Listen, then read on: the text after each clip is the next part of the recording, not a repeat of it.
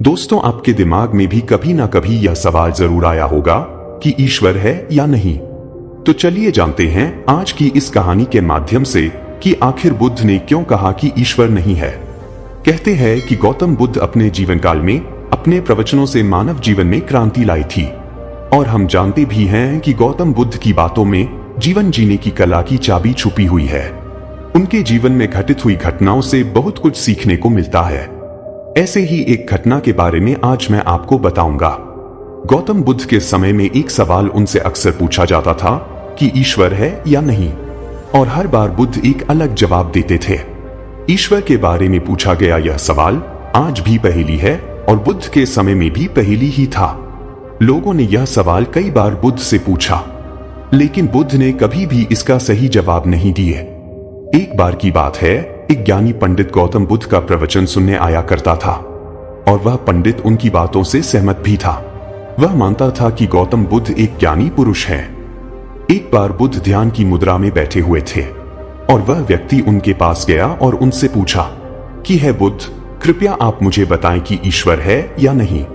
मेरी आपसे प्रार्थना है कि आप मेरे सवाल का मुझे सही जवाब दें। बुद्ध के बारे में यह कहा जाता है कि वह कभी भी किसी भी प्रश्न का सीधा जवाब नहीं देते थे। उनके हर जवाब में रहस्य भरा होता था। ज्ञानी पंडित ने कहा कि मुझे ईश्वर के बारे में आपसे जानना है कि ईश्वर है या नहीं। बुद्ध उसकी बात सुनकर मुस्कुराए और फिर पंडित से बोले, ठीक है। गौतम बुद्ध ने कहा कि मैं तुम्हारे सवाल का जवाब जरूर दूंगा, लेकिन उससे पहले मेरे कुछ प्रश्नों का जवाब आप मुझे दे दो। तब पंडित ने कहा, मैं बिल्कुल आपके प्रश्नों का जवाब दूंगा, आप कृपया प्रश्न पूछे। बुद्ध ने कहा कि क्या तुम सूर्य को मानते हो? पंडित ने बुद्ध की तरफ देखा और कहा कि यह किस प्रकार का प्रश्न है? मैं क्या छोटा बच्चा हूं जो आप मुझसे बच्चों वाला प्रश्न पूछ रहे हैं? सूर्य तो साक्षात प्रकट होता है और पूरी दुनिया को रोशनी देता है। धरती पर रहने वाले हर जीव को सूर्य से ऊर्जा प्राप्त होती है। सूर्य को तो हम रोज ही देखते हैं। तब बुद्ध ने उनसे कहा, तो फिर ईश्वर के होने के बारे में प्रश्न कहां से आया? क्योंकि जिस प्रकार सूर्य हमारे सामने है, उसके होने का कोई प्रश्न नहीं होता। तब ईश्वर के लिए यह सवाल क्यों उठा? ईश्वर को मानने की क्या आवश्यकता है? इसका मतलब तो यह हुआ कि आपके मन में कहीं न कहीं ईश्वर के प्रति संदेह है, क्योंकि ईश्वर सूर्य की तरह आपके सामने नहीं है। आप ईश्वर को भी बुद्धि से ढूंढने के लिए निकले हो, और बुद्धि केवल उन्हीं बातों को मानती है जो उसके सामने दिखाई देता है, और ईश्वर कभी भी आपको प्रत्यक्ष रूप में सामने दिखाई नहीं देगा, और अगर दिख जाए तो वह ईश्वर नहीं होगा। गौतम बुद्ध ने कहा कि तुम ईश्वर को मानते हो या नहीं? असल में यह प्रश्न ही गलत है, और गलत प्रश्न का सही उत्तर कैसे दिया जा सकता है? इसलिए अगर इस गलत प्रश्न के पूछे जाने पर और अगर किसी के उत्तर दिए जाने पर तो वह उत्तर भी इस प्रश्न की तरह ही गलत होगा। फिर पंडित बुद्ध की बात सुनकर थोड़ा भ्रमित सा हो गया। उसने कहा कि महात्मा, आप किस तरह की बातें कर रहे हैं? मुझे कुछ समझ नहीं आ रहा है। तब बुद्ध ने कहा, अगर मैं तुम्हें सीधे शब्दों में बताऊं तो इसका मतलब यह है कि ईश्वर को माना नहीं बल्कि जाना जा सकता है। अगर तुम मुझसे यह प्रश्न करते कि मैं ईश्वर को जानना चाहता हूं, तो मैं तुम्हारी मदद कर सकता था, और जिस दिन तुम ईश्वर को जान जाओगे, उस ईश्वर की व्याख्या तुम सीधे कभी नहीं कर पाओगे। लेकिन लोगों को ईश्वर के दर्शनों का स्वाद चखने में मदद जरूर कर सकते हो।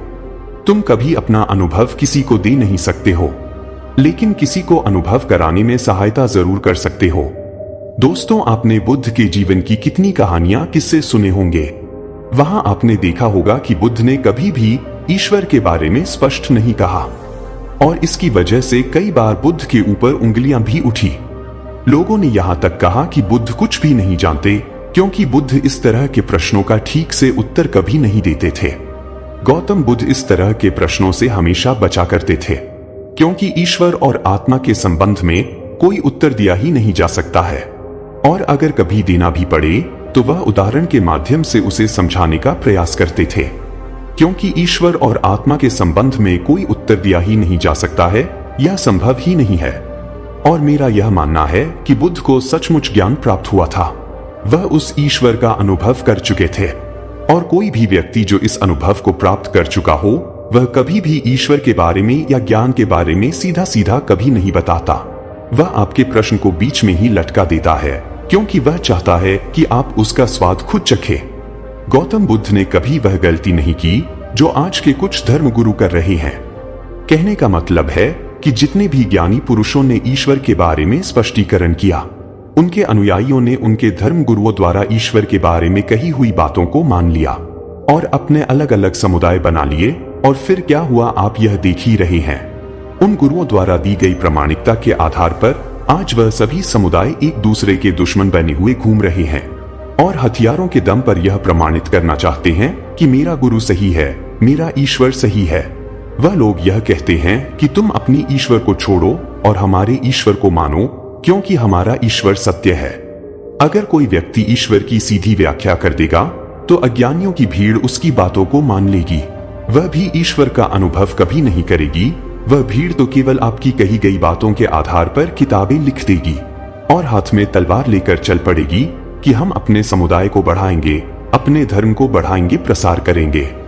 शायद बुद्ध इस बात को जानते थे, इसीलिए उन्होंने कई बार ईश्वर के वजूद को भी नकारा। इनकार इसलिए किया कि आपकी प्यास और गहरी हो सके, आप उसको जानने के लिए उतावले हो जाए। अगर बुद्ध ईश्वर के बारे में सीधे सीधे कह दे तो भीड़ आसानी से उनकी बात मान जाएगी।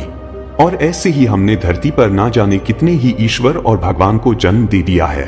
ऐसा लगता है कि ईश्वर ने मनुष्य को नहीं बनाया, बल्कि मनुष्य ने ईश्वर को पैदा किया है।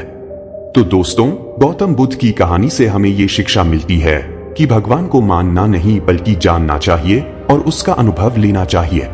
ईश्वर को जानने के लिए सिर्फ एक ही रास्ता है और वह है ध्यान। ध्यान में जितनी गहराई से जाओगे उतना ही तुम्हारा ईश्वर के प्रति अनुभव होता चला जाएगा और तुम्हारे सभी प्रश्नों के उत्तर भी तुम्हें मिल जाएंगे। तो आज के लिए इतना ही। अगर इन बातों से आपको कुछ सीखने को मिला हो तो प्लीज एक लाइक जरूर कीजिएगा और हमेशा इसी तरह की बातें जानने के लिए चैनल को सब्सक्राइब अवश्य करके रखें। नमस्कार।